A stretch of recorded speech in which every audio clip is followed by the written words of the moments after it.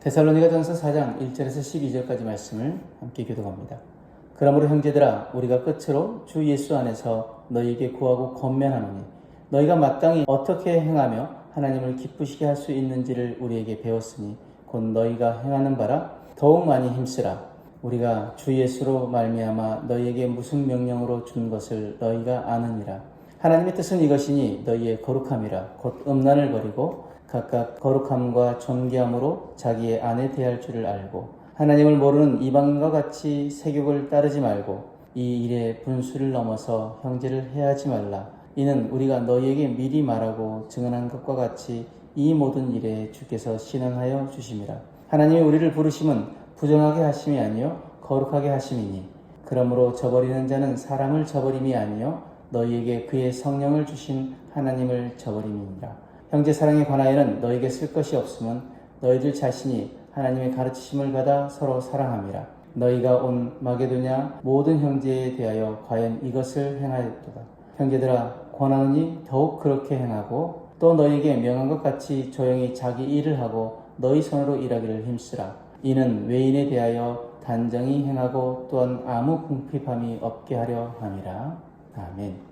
사람은 누구나 자신이 사랑하는 사람에게 기쁨을 주고 싶어 합니다.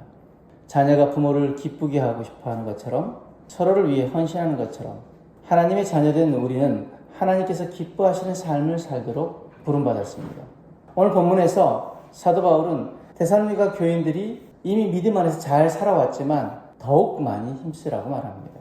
하나님께서 원하시는 삶은 적당히에서 멈추지 않고 계속해서 자라가고 더욱 풍성해져야 합니다. 본문은 특별히 두 가지의 삶의 영역을 강조합니다. 바로 거룩한 몸과 형제 사랑입니다. 바울은 하나님께서 기뻐하시는 삶을 설명하면서 가장 먼저 거룩을 말합니다. 3절 말씀에 하나님의 뜻은 이것이니 너희의 거룩함이라. 곧 음란을 버리고 데살로니가 교회의 환경이 극심한 우상 숭배와 성적 유혹이 많고 음행에 빠지기 쉬운 환경이었습니다. 그런데 신앙인은 세상 속에 살지만 세상의 방식대로 살 수 없습니다. 세상은 음란을 당연하게 여기고 부끄러움 없이 자랑 삼지만 하나님의 백성은 다릅니다.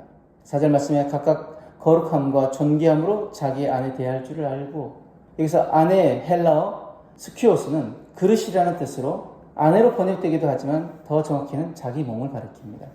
우리 몸은 하나님께서 주신 귀한 그릇입니다.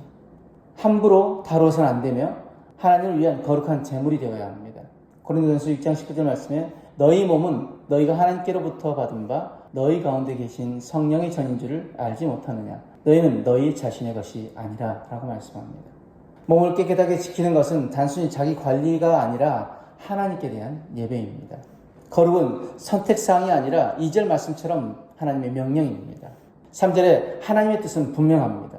말씀에서 분명히 밝히는 것은 하나님의 뜻은 거룩이라는 것입니다. 많은 성도들이 하나님의 뜻이 무엇일까요? 라고 묻습니다. 직장, 진로, 또 배우자, 그 모든 선택의 과정 가운데 인생의 문제들에 대해서 고민하며 하나님의 뜻을 묻습니다. 그런데 성경은 우리에게 가장 중요한 하나님의 뜻을 분명히 말씀합니다. 바로 거룩입니다. 우리가 삶에서 거룩을 추구하고 음란을 버리며 자신을 존귀하게 여길 때 하나님은 기뻐하십니다. 바울은 이어서 형제 사랑을 강조합니다. 9절 말씀에 형제 사랑에 관하여는 너에게 쓸 것이 없으면 너희들 자신이 하나님의 가르치심을 받아 서로 사랑함이라. 여기서 형제란 믿는 자들, 즉 교회의 성도들을 의미합니다. 데살로니가 교인들은 이미 교회 안에서 사랑을 실천했고 그 사랑은 데살로니가를 넘어 마게도냐 지역까지 퍼졌습니다. 그러나 바울은 거기서 멈추지 말고 더욱 그렇게 행하라고 권면합니다. 사랑은 단순한 말이나 감정의 표현을 넘어서 실제적인 삶의 태도로 나타나야 합니다. 11절 말씀에 조용히 자기 일을 하고 라는 말씀은 형제 사랑이 불필요한 참견이나 말로 드러나는 것이 아니라 자기 맡은 자리에서 충성되이 살아가는 것임을 보여줍니다. 목회자가 설교를 성실히 준비하는 것이 성도를 사랑하는 길이듯 성도는 각자의 삶에서 충실할 때 교회를 세우고 형제를 돕는 사랑이 됩니다. 그렇게 살아갈 때 믿지 않는 사람들조차 존경하게 되고 우리의 삶 자체가 복음의 증거가 되는 것입니다. 사랑하는 여러분, 하나님께서 기뻐하시는 삶은 거창하거나 특별한 어떤 사건이 아닙니다. 그것은 곧 거룩한 몸을 지키는 삶과 형제를 사랑하는 삶입니다. 우리 자신을 하나님의 형상대로 존귀히 여기며 성결하게 살아가는 것, 그리고 형제와 자매를 향한 사랑의 수고를 멈추지 않는 것, 이것이 하나님을 기쁘시게 하는 삶입니다. 그러므로 오늘 우리는 이 말씀을 가지고 이렇게 결단하길 원합니다. 첫 번째, 내 몸을 하나님의 성전으로 여기고 세상과 구별된 거룩한 삶을 살겠습니다. 두 번째, 교회 안에 형제 자매를 사랑하며 불필요한 말보다 맡겨진 일에 충성함으로 섬기겠습니다. 마지막으로 믿지 않는 세상 앞에서도 모범된 삶을 살아 하나님께 영광 돌리겠습니다. 이 결단이 오늘도 우리 안에 있기를 원합니다. 사랑하는 여러분, 우리의 삶이 하나님께 기쁨이 된다는 사실은 얼마나 큰 은혜입니까?